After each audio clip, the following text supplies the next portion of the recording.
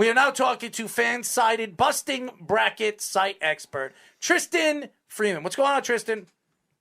Nothing much. I appreciate you guys having me on during this little break before Sweet 16 gets underway. Oh, Sweet 16. I'm calling it the Sweet Barf, okay? Because as I am a guy that very wants creative, Errol. Yes, I want to barf for some of the teams that we knew Gonzaga was going to be there. We knew Arizona was going to be there. I wanted Baylor to get there because they were in my Final Four in my championship game against Villanova back-to-back years. But why not? Baylor gets. I mean, that was an unbelievable game, by the way. That was a fantastic game. One of the best games, really, so far this year. I didn't expect them to come back. It would have been the best comeback in NCAA history, and they fell short against North Carolina. So why don't we go through the bracket? What has stood out to you so far in this tournament?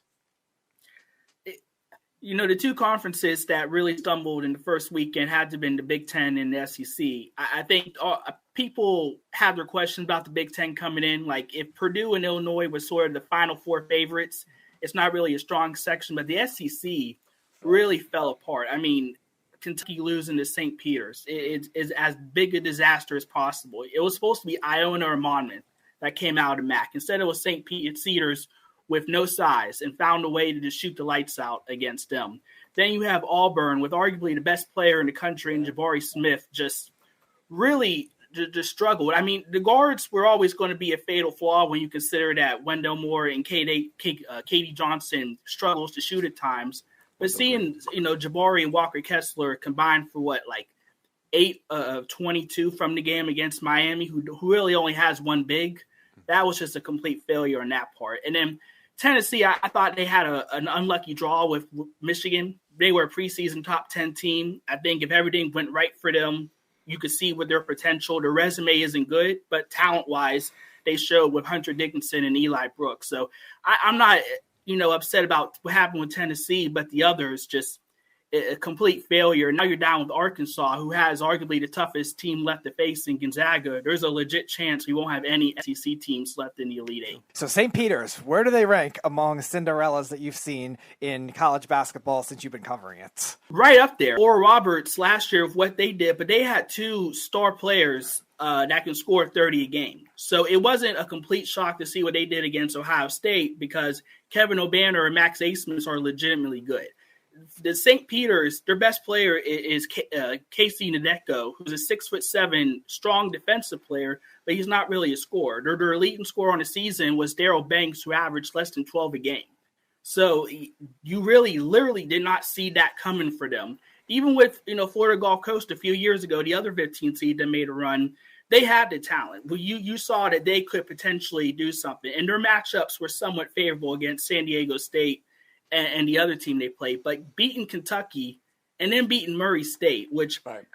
I personally think Murray State dropped the ball because I think they looked at it as not as an easy win, but they knew that the Sweet 16 was in their sights and they didn't take it seriously, and they let the Peacocks get too much confidence and they never allowed them to come back. So they're an incredible Cinderella story. You look at their budget, which is, I heard someone say it was like 10% of Calipari's salary. That's their budget. And they basically had to GoFundMe their cheerleading squad to come to the Sweet 16 in Philadelphia. That's how little resources they have. And for them to do this, it's an incredible story. Murray State was laughing at they were the last team left in Kentucky, and then they had a letdown of their own. Tristan, great to have you on. Being a guy that's down there in SEC territory, I mean, I saw Tennessee struggle at the beginning of the year, then really pick it up toward the end of the year. Arkansas is 30% from 3-point range for the year. I figured they would be the first ones out, losing to Vermont. They're in the Sweet 16. Auburn, when you looked at Kessler and William Green at guard, I mean, early on in the year, Auburn was probably one of the best teams in the country. They're too deep at every position. Smith's probably going to be the overall number 1 pick. But I love Kessler. I thought he was going to be a player of the year type candidate because he's very athletic, very good at blocking shots. And the way they fell apart in the second half of the year, starting with their almost loss at Georgia, really surprised me. And like everyone else down there, Alabama obviously fell apart. And then you look at you're going into the tournament with Tennessee winning. You figure they would be a team to get to the Sweet 16, even though they got a tough draw and they didn't.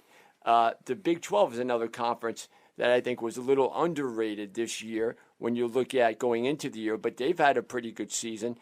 So with everybody's kind of bracket, maybe falling apart with some of these underdogs winning, who do you see? Do you see like maybe the Virginia type next year theory with Gonzaga, where they lost, they were the best team last year, they didn't win, that maybe they'll be the team to beat this year? Or do you see a team like Purdue or Villanova, those guys of the teams left, of the favorites left, who do you like the best? Gonzaga is the best team, but they're in the one region that's still intact. The top 4 teams in the West region is still there. Arkansas is going to be, it can be a tough matchup for them in some ways. And then you have either Duke or Texas Tech. They lost to Duke early on, and they beat Texas Tech without Terrence Shannon. So they're going to have 2 difficult games to get there. If they can get there, I would like them against either Purdue, UCLA, or North Carolina, but it's going to be hard. I think you look at the other teams, Purdue's road is clear to a Final Four. They'll have St. Peter's, as good as Ndeko is, Zach Edey's going to be too much for him. North Carolina and UCLA, neither of them. UCLA is a good defensive team, but they've already had their issues before with better programs that can score.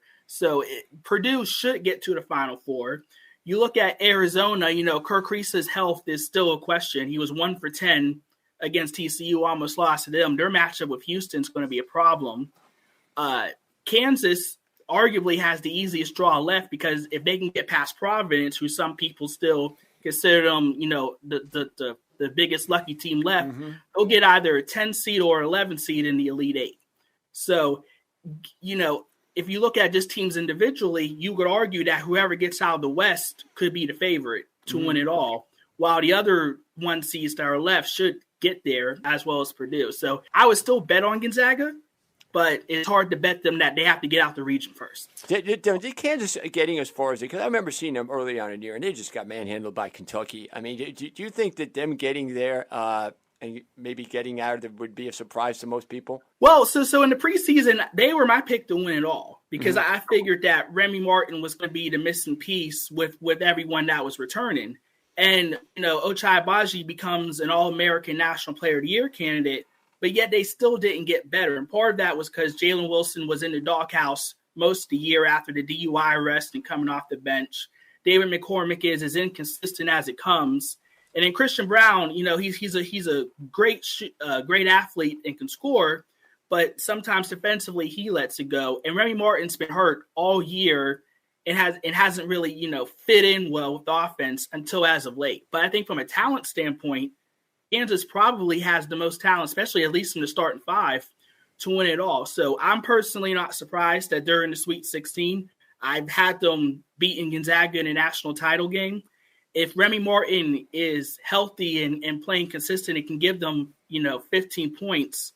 They should be able to get to the title game. But who knows? I think Providence could potentially knock them off. They match up fairly well against them, especially in the front court. It'll be a tough game, but the Jayhawks, there should be expectations that they get to the Final Four, especially looking how the region has turned out. We are talking to fan-sided busting brackets site expert Tristan Freeman. Tristan, Coach K, okay? This was his last year, his last run for an NCAA championship. Going into this, obviously, bracket, losing the ACC was just a complete shocker. And now going into this bracket, I knew that I picked them to go into the Sweet 16. I did have them obviously facing Texas Tech. This is going to be a very rough game. If they get over and they beat Texas Tech, do you think they could surprise the world, knock off Gonzaga, and get into the Final Four? Absolutely. And it's weird that there seems to be almost a consensus view that Texas Tech is going to beat Duke. Like, I see very few non-Duke fans actually picking over Texas Tech. And maybe there's a question over whether or not these young guys can match up well against the Red Raiders, no middle defense and their physicality. But it was impressive how they were able to get past Izzo and Michigan State. That was a game where it looked like the Spartans was going to pull it away. And I think, when people talk about pressure in Coach K's final year, this Duke team, it's not Gonzaga who's, the mid-major from WCC. It's Duke that's the hunted right now. People want to be the one that ends Coach K's career. and send him into retirement. Izzo almost did that. Now you have a chance for Mark Adams in his first year as a head coach. What better way to introduce yourself in the college basketball world than getting that on your resume? And there's a very good chance the Red Raiders could do it. If Duke gets past them, they match up decently against Gonzaga because Paulo Banchero can work with Chet Holmgren. And Mark Williams, he won his matchup with Drew Timme the first time. And considering that the guards didn't shoot well, Trevor Keels was like 3 of 11. Jeremy Roach struggled in that game. They absolutely can beat Gonzaga. That's going to be a toss-up game no matter what, but they absolutely can. I think, the Texas Tech one is going to come down to whether or not the guards can shoot well because they're not going to let Banchero beat them. They're not going to let Mark Williams get in easily. Can Jeremy Roach hit some shots? Can Wendell Moore make enough plays and not turn the ball over against them? If they can do that, then they'll have a great shot because Texas Tech still can't score. They're not a good scoring offense at all. And Duke's defense, when they want to be, can get stops. Now, you were just saying that Providence is very lucky, or they've been very fortunate to be where they are. We have a lot of Providence fans that listen to this show, a.k.a. Jeff from Tampa, who is a guy that has been pushing Providence over the whole season, and this team is now in the Sweet 16. What are your thoughts about their run so far? Are they a team, if they could get over the hump, if they win this game against Kansas, which quite possibly could happen because Kansas is not something you bet on, could they get through the Elite Eight and maybe in the Final Four? Oh, absolutely. And it was weird because every year we always try to pick chalk, but every year, first couple rounds, 1 or 2 national title contenders fall out. And this year it happened to be Kentucky and Auburn. And there's always one Final Four team that comes out of nowhere that's like a 5 seed or lower. Mm-hmm. And their region could easily do that. If Providence beats Kansas, which I think they absolutely could because they do match up well with them inside, Iowa State still can't score. Miami can sometimes be lackluster defensively. I would have Providence as the favorite over either of those 2 teams. So if they can somehow get Kansas, it wouldn't be a shock at all if they're that surprise Final Four team this year.